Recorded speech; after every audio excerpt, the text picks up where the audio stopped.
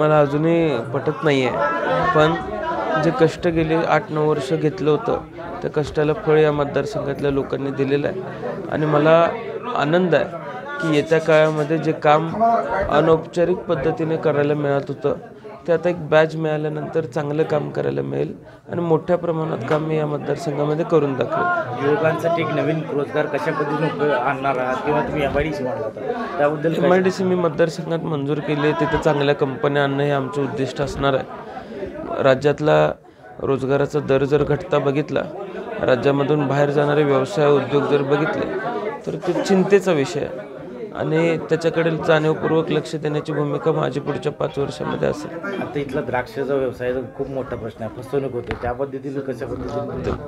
प्रशासन, बाजार समिती, शासन या सगळ्यांचा संगम घालत एक मॉडेल तयार करण्याचा प्रयत्न आम्ही करतोय आणि द्राक्ष उत्पादक शेतकऱ्यांना विक्री माध्यमातून कुठेही अडचण येऊ नये, विक्री चेन तयार व्हावी यासाठी आम्ही प्रयत्न करतो.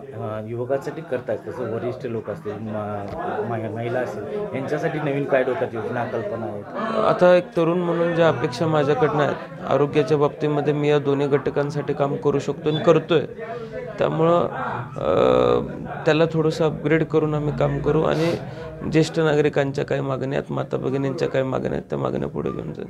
राज्यात आता तरुण लोकांना उमेदवार म्हणून आले आहेत, त्यांच्यावर कुठं एक संगनमत करून किंवा एक आता महायुतीच्या याच्यासाठी विरोधात कसं बरोबर आवाज? राज्यहितासाठी जी भूमिका आम्हाला घ्यावी लागेल आणि जे प्रश्न आम्हाला मांडावे लागतील ते प्रश्न मांडण्याची भूमिका आमच्या सगळ्यांची राहील.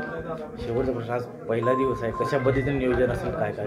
नाही, आज फक्त लोकांना भेटतोय, वरिष्ठांकडून निरोप आल्यानंतर मी मुंबईला निघतोय.